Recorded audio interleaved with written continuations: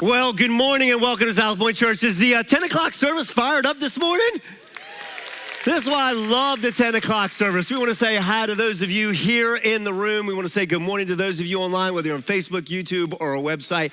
Hey, on behalf of our amazing volunteers that Elisa talked about, on behalf of our amazing staff who work really hard and our generous donors, we really are grateful that you chose to be here this Sunday. You guys could have been doing anything, but yet you chose to be here at the 10 o'clock service, and so we're really fired up. If it's your first Sunday here in the room or online, we hope to see you again next Sunday. By the way, my name is Matt. I'm part of the team here at SouthPoint. And today I want to start off with a story. It's a story about my sister. I have a sister, and she actually went for a semester of college to Scotland, and then she found a man over there. She got married, and she stayed in Scotland. They've been married for like 19 years. Get fired up. They're doing great. I love my sister, right?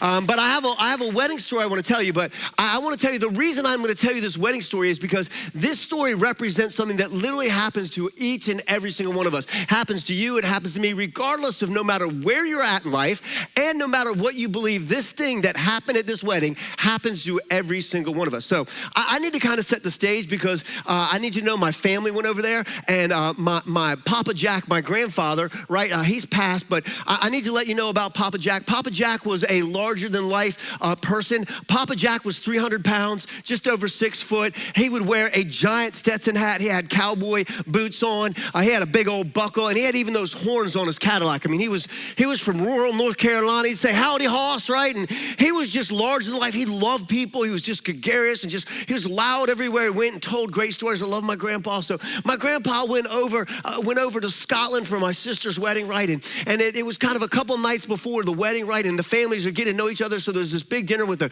groom's family and the bride's family, my sister's family. They were all getting together, and they were going back to the hotel. And I don't know if you know this, but in Scotland or in Europe, the cars are really small. So my dad and my grandpa got in a cab together, which is hilarious because, again, my grandpa, Papa Jack, he's 300 pounds, and my dad, he's not a little guy either, and so I'm sure that, the car sank, right? But the thing was the cab driver, the Scottish cab driver, like, I don't know if you know anything about cab drivers in Scotland, nice guy, but like a blue-collar worker, just kind of like my grandpa, right? My grandpa, Papa Jack, started a business out of the garage and made it into a multi-million-dollar company. He was an electrician, kind of worked with his hands all of his life, and so he loves talking to other people that come from blue-collar things, and so he was trying to talk to the cab driver, but the problem is that my Papa Jack, he's from rural North Carolina, and he has a southern accent and a drawl, and it's like hard sometimes to understand him, right? And then he's trying to talk to a Scottish guy, and he's kind of from the blue class, and he has such a Scottish accent that you can't understand a word that he says. So you have this rural North Carolinian trying to talk to this Scottish guy from blue collar, and they can't understand each other, and they're both speaking English. And what's even worse is my dad, I love my dad. My dad's a know-it-all, and he's trying to communicate for him and not winning at all. And so it's just hilarious. It's just so comical, right? And so as my grandpa's getting out of the cab, right? The cab kind of lifts back up once Papa Jack's out of it, right? And he's trying to go, "Hey, what's the bill? What do I owe you?" And he starts talking, and he can't understand. He's like, "What do I owe you?" And they're about to fight over what he owes you. And my dad pushes Grandpa and says, "Grandpa, I'll take care of it." He pulls out the card and says, "Whatever it is," right? And so my grandpa, Papa Jack, who I love, this big cowboy, got a Stetson hat on, a buckle, right? And he goes, "All right, see you later, hoss." And goes like this, gives him the American peace sign. The cab driver sees the American peace sign, looks at my grandfather, and starts to utter words that nobody can understand, right, in Scottish. He jumps out of his car and starts running towards my grandpa to punch him. He doesn't understand. My 300-pound grandfather was a Golden Gloves boxer. That would have ended poorly for him. But my dad intervened. The people from the hotel came out and goes, "What's going on?" And the Scottish man, you can't understand a word he's saying. And so they usher him off and say, "Hey, you need to leave and get off the property." And my grandfather's so upset. He's like, "I just said, howdy, hoss, see you later. Have a great one, right? Peace, He's so confused. He doesn't understand what happens. Well, the next day, all the family's together, and we're recounting this story to my brother-in-law who's Scottish. And he says, "Oh, that makes perfect sense." We're like, "What?" He goes, "Yeah, in America, a reverse peace sign may mean peace to you, but in Scotland, it is the middle finger." So my grandpa was trying to say, "Love you, peace to you." What the Scottish guy heard was, "Forget you," right? And it leads us to something that you've experienced, that I've experienced, that every single one of us experience. And here's what I'm gonna put on the screen. We can accidentally make others feel. I bet every single person online and in this room, we've made a child, a family member, a spouse, or a friend accidentally feel loved. Why?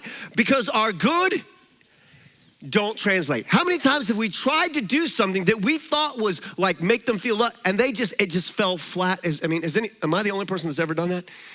And here's what I discovered is that we can accidentally make our spouse, our children, our family members, our friends feel in love because our good intentions don't translate. And the reason I began to think about this, I go, why don't our good intentions always translate? Why do sometimes the things that we do, we're giving a peace sign saying we appreciate you, we love you, and somebody else takes it as a forget you? Like, how does that happen? And what I discovered is it's because our definition of love is broken. See, we think love is a feeling. Feelings, nothing but feelings. That's why I'm not on the worship team, right? Right, and love is more than feelings. Love actually has two inseparable pieces to it that we need to talk about. I'm not going to put them on the screen. And it's this: love has two inseparable ingredients. The first one is there's feelings of love. Yes, we all have feelings, right? We should have feelings of love, right? But the reality is that the feelings of love are one part, but there's an action or actions of love. You do something, and then that makes that person feel loved. I mean, and you look a little lost, but don't worry. I made a diagram. And it's a bad diagram, don't worry, I made it, right? So here's a little heart, people wanna feel loved, right? So you do an action, and out of that action, what you're hoping is they feel an emotion. You want them to feel love. You want them to go, oh, I appreciate that. Oh, I love that, right? Like let me give you a true example. This was years ago, right? It was Christmas time, and my wife at one time we had been going consignment or shopping or whatever at consignment and thrift stores, right? Because we were broke, right? And we couldn't even afford the O in broke. And so we went there and she saw this beautiful coat rack she wanted. And it was like $35. So she didn't know it, but I went back and bought it a little bit later, and then I hid it in our basement at Christmas time. I took it out and put a bow. And she came out at Christmas, she started crying. I'm like, what did I do? I love it all. I'm like, it's a $35 coat rack, babe. I mean, she's just like, you thought about it, you remembered, oh, it's the best ever. And I was like, I need to stop buying presents because I'm never gonna be able to equal this, right? So, I mean, you get the point, right? I did an action, right? I did an action of love, and it created emotion, right? And every once in a while, we get to win like that. We do that with our kids, we win. Sometimes we do that with our friends, and we win. Sometimes we do it with our family, and we win. Sometimes we do it with our spouse, and we win. But if we're really honest, often it doesn't do this. I don't know about you, but this has happened to me a lot. Maybe it's happened to you a lot. Is you do an action, they don't feel an emotion. Turn to your neighbor and say, he's talking to you. Right? Let me give you an example of this. I don't know if you ever done this, but when my wife and I were first dating and stuff, my wife is awesome, amazing. I wanted to show her that I loved her. So I bought her roses, a dozen roses. I had them in a vase and did them all arranged. I'm sure they overcharged me. It was lots of money. I have them delivered. And she brought them home and she put them on the table. I go, did you like the roses? She went, uh-huh. I like they sure are pretty, uh-huh. And I'm starting to get the feeling that she didn't really appreciate this grand gesture of my love and the expenses that I paid in these roses, right? And she said, hey, I just need to tell you something. Flowers die, they're dead. They look alive, but they're already dead. You wasted money on something that's just gonna die and rot. I appreciate it, but that's not really what I want. And so what I discovered is I did an action, but it didn't translate and didn't cause the emotion that I wanted it to feel. Anybody done that with your kid? You try to do something to love your kid, but it didn't translate. Anybody try to love their family member, but it didn't translate? You ever try to love a friend, but it didn't translate? Anybody here? Just look straight ahead. Have you ever tried to love your spouse and it didn't translate? But here's why this is so important that we get this right. Here's why it's so important. Because listen, you don't need to come to church. You don't need to, you already know this. It's because of this truth that we need to understand this, and it's this right here. Everyone has a relationship. See, every single person online, every single person in the room, whether you're a Jesus follower, whether you have no faith or different faith, it doesn't matter whether you're young, old, rich or poor, it doesn't matter whether you're single or married or it's complicated. Everyone has a relationship battery. And here's the reality about love. Love with your friends, love with your family, love with your kids, and love with your spouse. Love does not magically stay alive. Love needs to be cared for and nurtured. Because when love isn't cared for or nurtured, it can die. And the hard truth is we don't want to admit that when love isn't cared for or nurtured, it can die in your marriage, it can die with your kids, it can die with your friends, and it can die with your family members. And that's why we're going to talk about this today. It's why we're in a series called this, Winning at Relationships That Matter, because we all have relationships that matter. We have family members that we want to win with. We have friends that we want to win with. We have kids that we want to grow up when they actually leave our home, that they actually love us enough to come back. Not stay, just come back and visit. We want to win in our marriages. And the whole kind of thing that we've been saying about this series is this truth right here. And we're going to put it up on the screen, right? It's hard to win at life when we're losing at our, right? Does it really matter that you got the best job or you got a promotion when your marriage is failing? Does it really matter if you have all the money in the bank, but your kids, who are now adults, don't want to talk to you?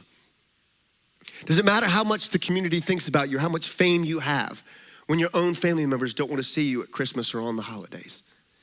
You know it, I know it, regardless of where you're at, regardless of what you believe, it's hard to win at life when we're losing at our. And last week, as we kicked off this series, we had to admit a hard truth. And here's the hard truth that we had to admit, is that the only real that we have to fix relationship is to work on our. The reality is that no one here wants to be controlled. No one here in this room wants to be manipulated. No one in this room or online wants to be managed. And if you don't want to be managed or controlled or manipulated, no one else does. And the reality is the only thing that we can actually control is. And last week we had the hard saying of going, listen, you know what the common denominator in every struggling relationship is? Me, you. And so the only power that we actually have to fix relationships is to work on who? And the problem is we always want to work on the other person, not on ourselves.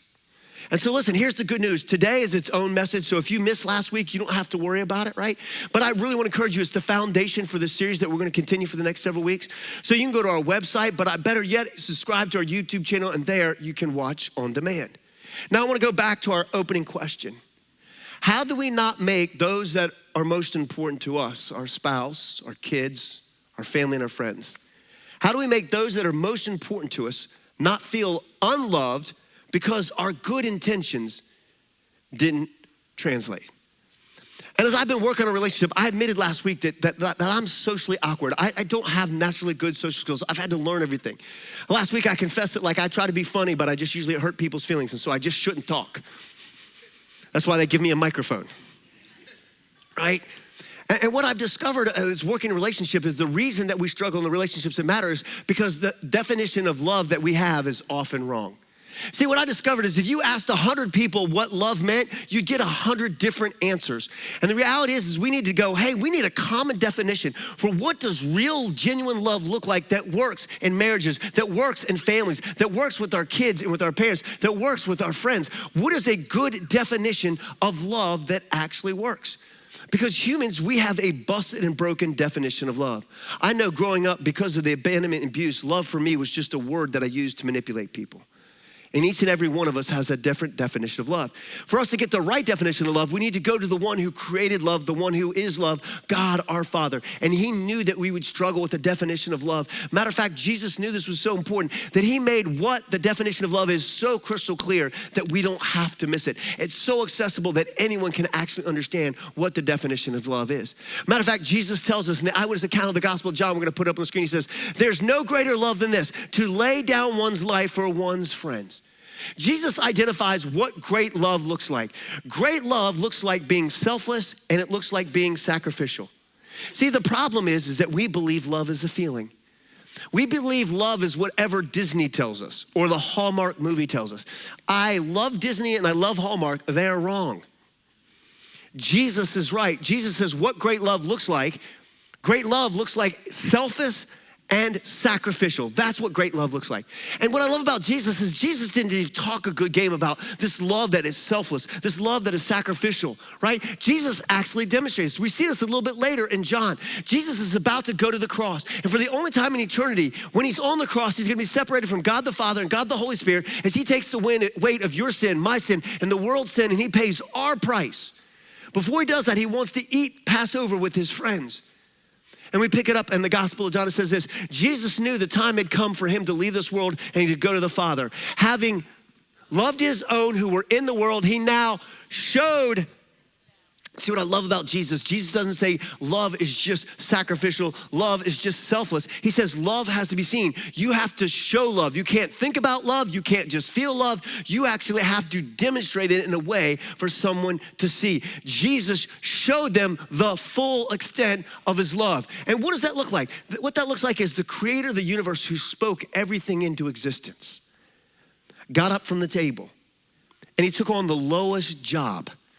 You know what the lowest job in that society was? It was an agrarian culture. It's in the Middle East. It's hot. Most people couldn't afford sandals. That was something that rich people could afford. So most people walked barefoot. I don't know if you know what walking barefoot in agrarian culture when it's hot and all the roads are dirt and there's chickens and there's lambs and there's all kinds of farm animals. That means there's pee, there's water, there's dust. That all gets in. And the appropriate thing is when you came into somebody's house, you didn't want to bring all that in. So the lowest person on the totem pole had the job of washing all the guests' feet. And Jesus stood up from the dinner table and he got up before they sat down and he washed the disciples' feet. He washed the feet of Judas, who was going to betray him. He washed the feet of Peter, who would deny him not once, not twice, but 3 times. He washed the feet of Thomas, who would doubt him. He washed the feet of James and John, who were more worried about what position they had than that Jesus was gonna die for them. He washed the feet of every disciple that would abandon him in the Garden of Gethsemane. Jesus says love is not only selfless and sacrificial, love is an action that you can see, that meets a real practical need. What I love is God doesn't leave us guessing on the whole of love. He goes on to a little bit further. In 1 John, we see this about God. It says, God what? God showed how much he loved us by sending his one and only son. For God so loved the world that he gave into the world that we might have eternal life through him, right? The life is found not in religion, but in a person named Jesus. But he doesn't just end there. Look what the next verse says. It says, this is real love, not that we loved, that he loved us and sent his son as an atoning sacrifice. You see, here's what love does. Love is more than a feeling. God, listen, we broke God's heart. Humanity abandoned God. We said, listen, we're gonna do life our own way. We knew it was wrong and we did it anyway. And God says, I'm gonna chase you and I'm gonna love you and I'm gonna forgive you and I'm gonna redeem you from your guilt and your shame and your sin. Love loves not because it feels, it loves because love is right and it is good and it is true. And so if I was gonna kind of sum up these verses and make a definition, I would say it something like this. Love is more than a, now is love a feeling? Absolutely. We love puppy dogs and cat videos. I love cat videos. They make me cry. We love our family, we love our spouses, we love our kids, we love our family, our friends. Like, I'm not saying love isn't a feeling. Love is more than a feeling, it's of the will. Love is at a point where you make a decision, well, I choose to love you, to act for good on behalf of. Love says, even at cost to myself, I will make sure that you benefit and you have good. This is the definition of love that Christ gives us. Matter of fact, last week we said, what does it look like to love? Jesus says in the eyewitness account of the gospel of John 13:34, a new command I give you, love one another the way I have loved you. Not the way that you want to love, not the way you've been taught to love, not the way Hallmark says, or not the way TikTok says, or not the way Disney says, but the way I say. It's a decision of the will. Well, what does this actually look like? Because Pastor Matt, we need to leave. We're gonna go away from here. We're gonna live with our spouses. We're gonna be with our kids. We're gonna be with our family. We're gonna be with friends. What does it look like to live this out? And over the years, I discovered from scripture that there are 3 main principles that we just need to grasp. And I'm telling you, these will be life-changing. I wish somebody would have grabbed me when I was 17 or 18 and taught me these things. And so I'm telling you, I've learned after decades of hitting my head against the wall that your life can be radically different. Your relationships can be radically different if you learn these 3 things, okay? So turn to your neighbor and say, here it comes. All right, turn to your second choice and say, he's an equal opportunity offender. Go ahead. Okay, here are the 3 things. Everyone has a relational battery. We either charge or, here's what I discovered. Every interaction that we have with someone either adds to their life or subtract. Rarely do our interactions, are they neutral? Rarely are they neutral where we interact with someone and we go, oh, that was either positive or negative. Rarely do we go, meh. And I wish somebody had taught me that because listen, I know parents, I get raising kids is hard. The days are long, but I want you to know the years are short. Are you adding or subtracting? Every interaction you have with your spouse, you are charging or draining. Matter of fact, I would say it this way. I'm gonna put it up on the screen and it's this right here. Our actions and our will make a deposit or withdrawal. I don't know if you know this, but our words, our actions, and even our attitudes, they make a deposit or they make a withdrawal. Listen, I've been speaking for decades, right? And if I ask people who've been here for decades, like, tell me some of my messages, no one ever remembers the words I say. You know what they do remember is how I made them feel on Sunday morning. Was I for them or was I against them? Right? Our words, our actions, attitudes will make a deposit or withdrawal. couple years ago, I had probably one of my best friends, and our friendship was ending. For some reason, I failed him. I did something that I just was what's wrong in the world and in our relationship. Matter of fact, I remember we had just finished having breakfast, and I came home to talk to my wife, and I was almost in tears because I was talking to her about this breakfast that I had, and she goes, "How'd it go?" And I went, "Horrible." She goes, "What are you talking about?" I was like, all it was everything that I'd done to fail this person and what was wrong, and I just felt horrible. I said, it wasn't enjoyable. And my wife said, "You know, the last couple times you've met with this person who's your friend, every time you've come home almost crying, saying, you're just what's wrong with the world." And she goes, "That doesn't seem like a healthy relationship. Should you really continue that?" And what she was trying to say is at some point, our words, our actions, and our attitudes either make a deposit or withdraw. And here's the thing that we don't realize. See, we believe that love will somehow magically override our withdrawal or our deposits. And I'm gonna tell you that's not how it works. In your marriage, in your relationship with your kids, in your relationship with your family, in your relationship with your friends, we're either making a deposit or we're making a withdrawal. Which leads me to the second thing. And this thing, I'm gonna tell you what, like, oh my gosh, like they almost booed me and kicked me out at the first service. So I just need to buckle, okay? So here's the second thing. We're gonna go back to this. People loved in, want you to realize, like, this is gonna be shocking for many of you. I don't know if you know this, but people feel loved in different ways. The way that you feel loved, your spouse might not feel loved. Your kid might not feel loved the way you feel loved. Listen, I love to give hugs to my daughters, but my daughter, my oldest daughter, she's on the spectrum, she hates hugs. When I go to give her a hug, she goes like this. She does not feel loved when I give her a hug. Now, I feel love when she gives me a hug, which almost rarely happens, right? But here's what I discovered. People feel loved in different ways. Matter of fact, there was this book called The 5 Love Languages. Some people hate it, some people love it, but there are some truths in it. And they discovered that, listen, people generally have these major buckets of how they feel loved. And I'm gonna put them up on the screen. And you don't have to have this. Maybe you have all of these, maybe you have a couple of them. But these are general, they're not all of them. But some people like acts of service. You know, if you help them do a project or you help them get something done, you help them move, you know, people feel loved because you like did something for them or with them, right? Some people love gifts. You know, you got them a gift and they're like, oh, that was great. They thought of me. That was so nice. Some people love affection, whether it's hugs or, you know, just, hey, a pat on the back, right? Some people like time with. They just want to sit down and have a conversation. They want to look you in the eye. They want time spent with. Some people like words of affirmation. Oh, I appreciate you, all this or all that. Like, and some of you may have all of these. Some of you have a couple. But what I've discovered is most people have one or two of these things. Matter of fact, Psychology Today actually did an article on this. And I'm going to put them on the screen. And they're talking about these love languages. It says, and this is gonna be mind-blowing, but I need you to listen. It teaches couples, but not just couples, it teaches parents, it teaches family members, it teaches friends, that everyone feels loved, what's the word? Differently. Like 3 of you said the word, thank you. If you are here in this room online, I need you to walk away knowing one thing. People feel loved differently. What touches one person's heart has no meaning at all to the other. Papa Jack, peace. Cab driver, forget you, right? And the problem is people tend to show love in the way they like to receive it and then are surprised when their efforts aren't. What do you think that does to marriages? What do you think that does to parents and children? What do you think that does to family members? What do you think that does to friends? When you consistently try to love somebody in a way that you think is communicating love, but they don't feel love, and then they try to communicate love to you in a way that you don't actually feel love, and what do you think happens? And it's because no one ever talks about it. No one ever told them. They said, oh my gosh, you mean what touches your heart actually doesn't move you at all? Yeah, true story.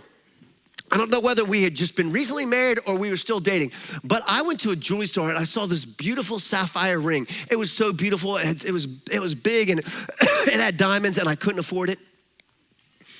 And so I bought it anyway.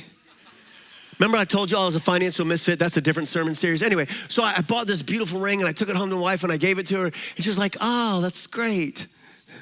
And again, I was a little bit underwhelmed by her response. And a couple days later, she came back to me. She goes, would you mind taking this ring back? And I go, yes, I would.